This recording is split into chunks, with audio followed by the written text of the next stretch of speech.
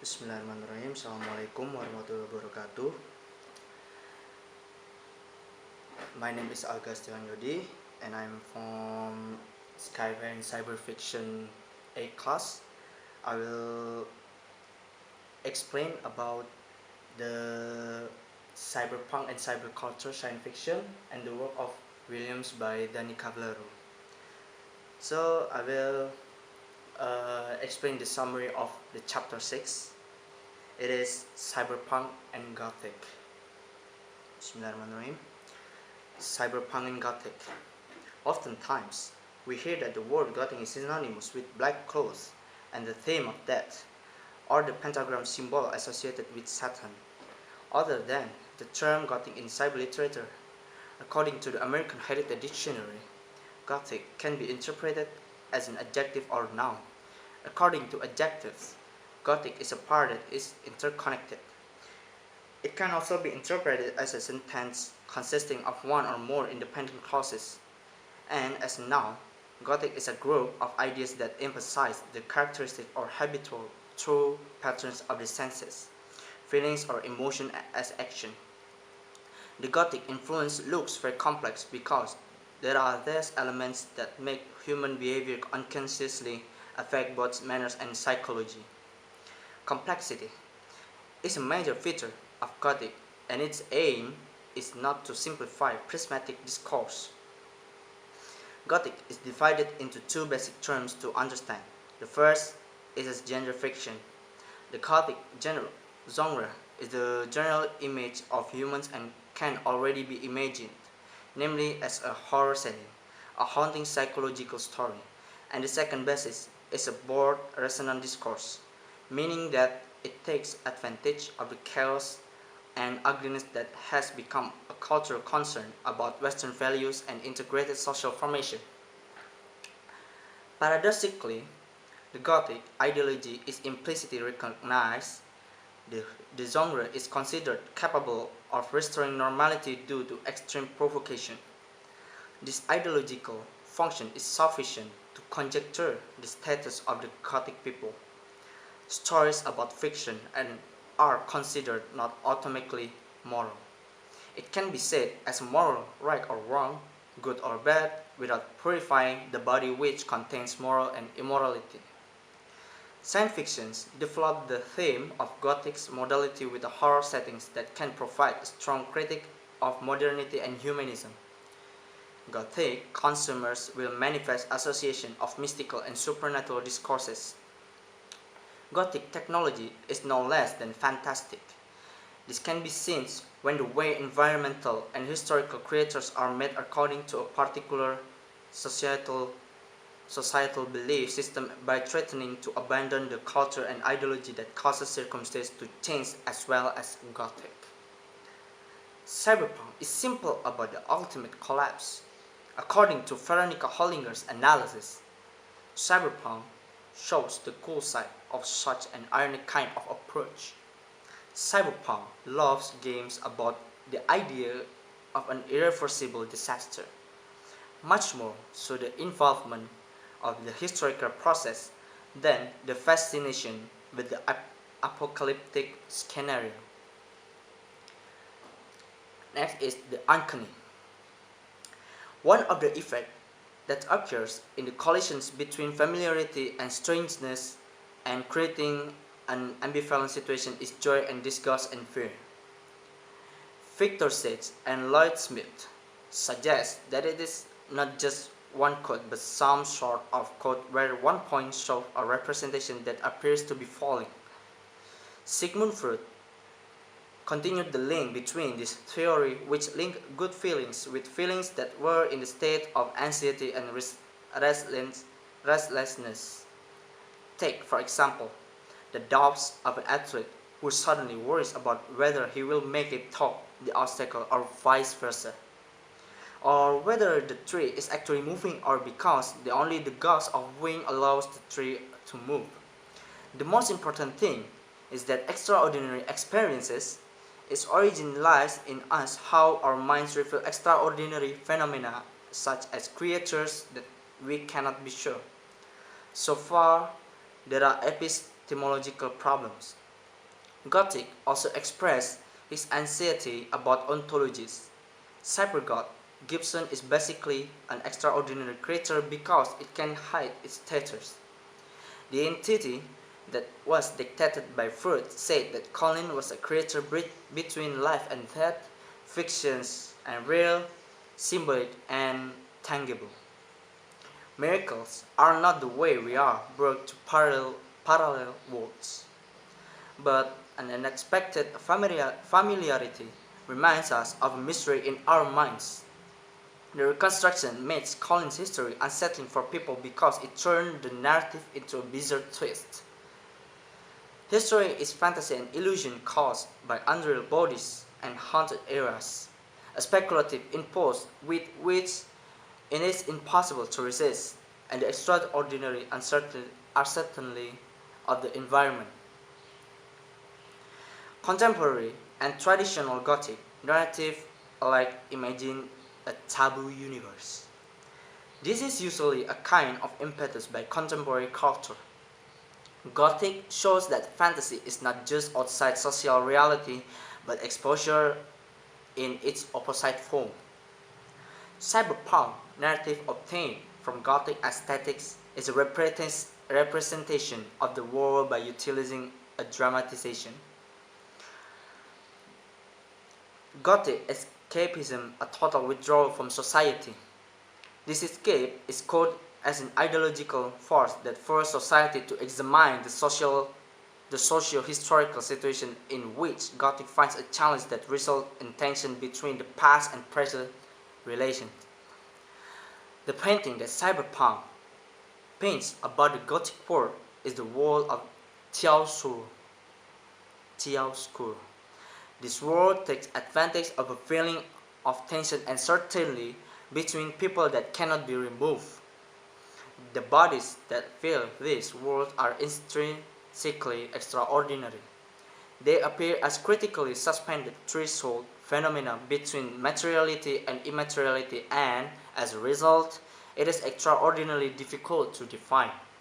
Like its surroundings, the cyberpunk body shows of its distinctive Gothic features.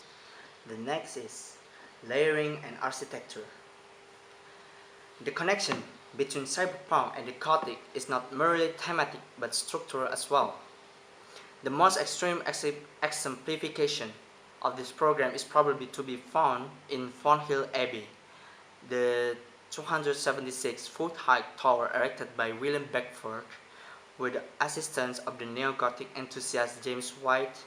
Fonthill Abbey, alas, turned to out be impossible fantasy, the figment of a fervent but utterly impractical imagination. As Victor Sage points out, its structure was insecure. The mason who confessed the fact to Wyatt on his deathbed, having neglected to put in the foundation the architect had specified under the tower. 18 yet Fonthill's collapse was possibly not so much an accident as an integral part of its destiny from its inception.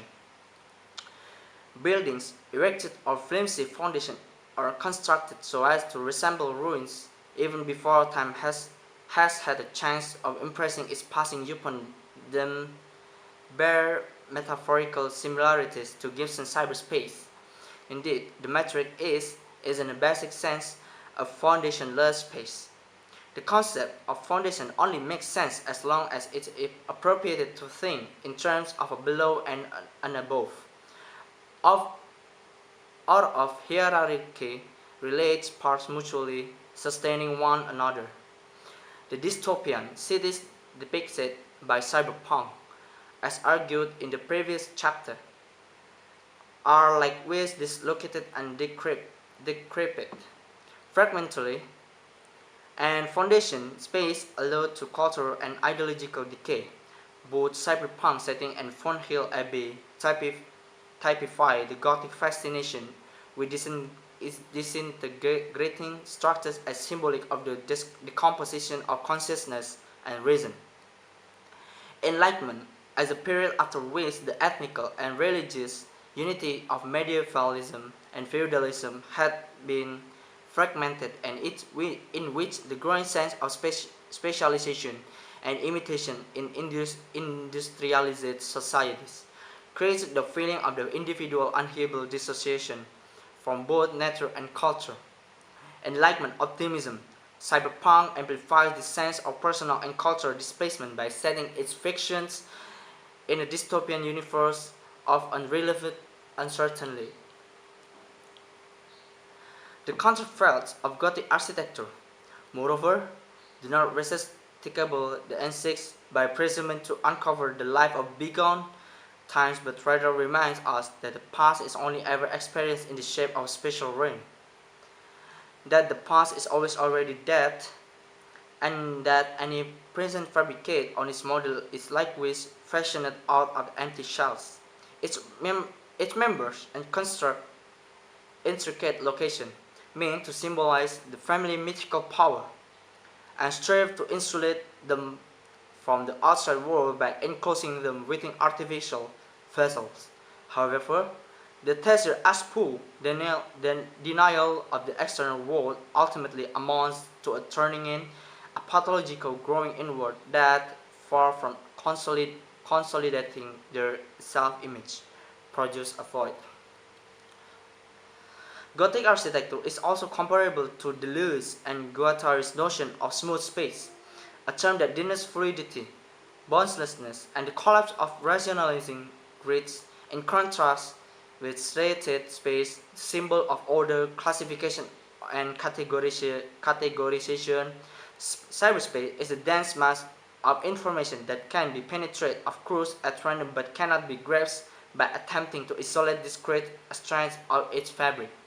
With virtuality infinite, thought untappable, strange capacity.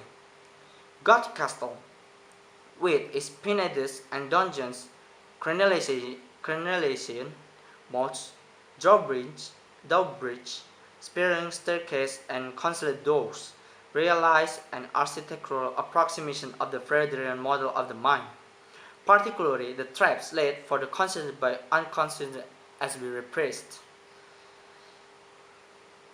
The etymology of the word matrix, namely womb, is perhaps sufficient evidence for cyberpunk engagement with the psychological import of constructed space, like the building described by critics such as Brooke and Williams are parodied by Robertson Davies.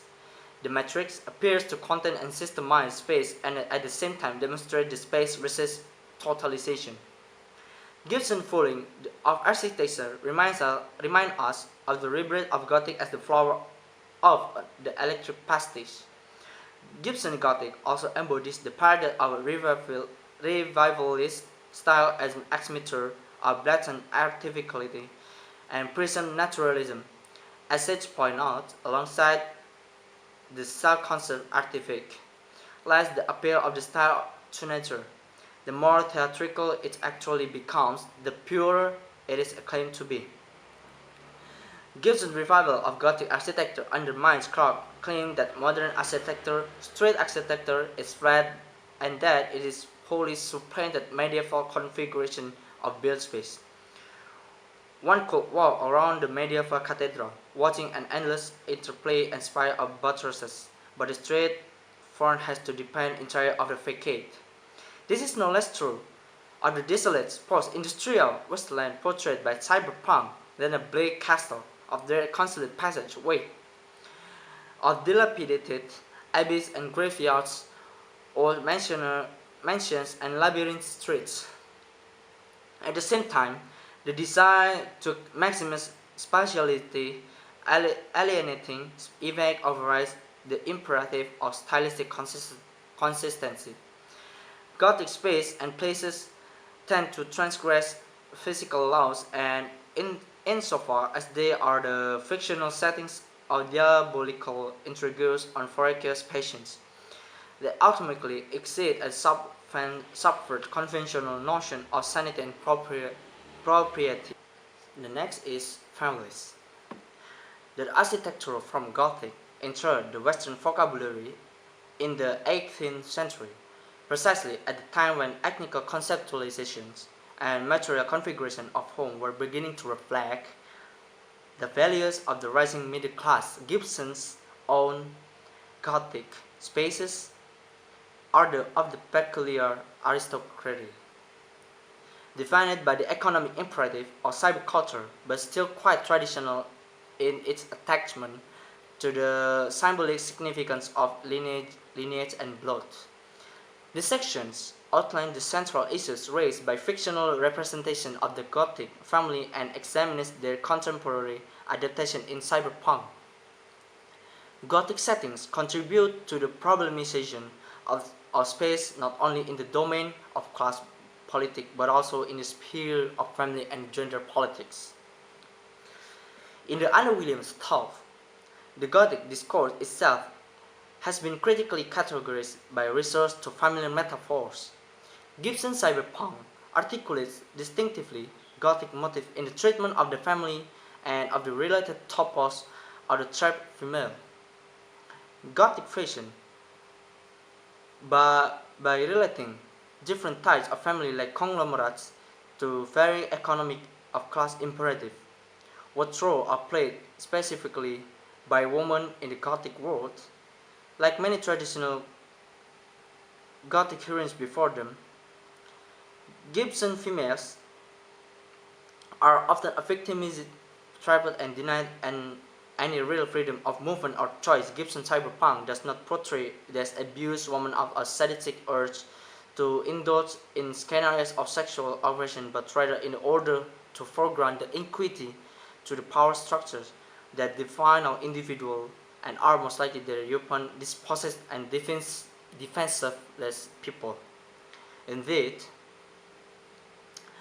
while at times the predicaments faced by Gibson heroines result from their manipulation by unscrupulous parents, at other their isolation and vulnerability derive from their status of ruthless orphans. The important theme, in the context of Gothic handling by family sagas, introduce secrets and crimes. It is that of the enclosed heroine. This theme also features quite prominently in Cyberpunk adaptation of Gothic concern and imagery. Now is talking about fashion. Cyberpunk appeal is, of course, a persistent cultural worry. It is proven that Gibson is interested in the Gothic style of clothing, from accessories, clothes, and the design. Gothic has characteristics such as pale back strips, and characterization is determined from the preference of the vestimental by decorative ways make people easy to understand. The Gothics manage to embody the culture they have, and the punk subculture can be consolidated in various ways. Cyberpunk in the bordered scenes of the 90s. Thierry Mugler's creations finds a connection between constructing Gothic styles and the emphasis to fit the project. Mugler's photo often show a human body that looks meritorious like a hero. Mugler's style juxtaposes mythological motif and varying technology with in very Gothic. It is undeniable that Gothic fashion is a set that cannot be eliminated. Critics have stressed an ambiguous phenomenon that combines like dark and light, or fear and excitement, and does not automatically represent vagrant syndrome. If Gothic is depicted as fashion, then it is not only a collision when this style is in fashion. It is also because of the Gothic style or to give shape to strong but often amorphous emotions, and for the desires and fears that West culture is considered taboo. It is application of Gothic aesthetics. And the last is time zones. These Gothic pictures come vividly to life in Agrippa. The image contained in the album becomes a means of reconstituting childhood memories of singling them out from the adult's body of accumulated recollections. Agrippa is a self-destructive text that graphically encapsulates the Gothic abstraction to dissolution and transience, At the same time, the designs mirrors the character of the cyberculture presented in all of Gibson's other works. As a scenario of permanent irresolution, in Agrippa, in cyberculture generally, experience is coded as data that are easily accessible and thus foster in the reader user an illusion of control. These Gothic pictures come vividly to life in Agrippa. One of Agrippa's recurring motif is a sense spatial dislocation that mirrors both Gothic and cybercultural sensibilities. Empty space haunted by the ghostly traces, decaying cities, overly decorated buildings, dispiritingly anonymous venues, and industrial wastelands are prominent in the text. Gibson and Sterling collaboration, the different engine elaborates on this theme. The revolution, the Ludive movement, and the radical transformation of the social fabric triggered by technological development. Moreover, the cybernetic machinery described in the novel is not wholly imaginary. In fact, it stems for a real project revolving around the 19th century invention of Charles Babbage, to whom the character of Mick refers as the Newton of our modern age. Babbage's inventions, neither of them developed to his full satisfaction, were the different engine and the analytical engine. Both machines were designed to synthesize data and can therefore be considered ancestor of the modern computers. The different engine overtly exhibits affinities with the Gothic revivalist ethos. The Gothic return to putatively primitive age is often a means of height like what things might have been like had Western civilization taken a different course. Recurrently, it draws attention to what history has marginalized or ostracized. Gothic revival had time and again sought to question the past by suggesting that its pastness does not make obsolete but actually compels us to address its relevance to the present, especially if conspicuous parts of the past have been censored and has prevented from coming to fruition. Different engine portrays a world of ruthlessness, disposition, and greed in which even the loftiest ideals are bound to be crossed again and again and again, like the carcass of a mongrel dog under the racketting wheels of an express train. So that's all of my presentations. Thanks for your attention and wassalamualaikum warahmatullahi wabarakatuh.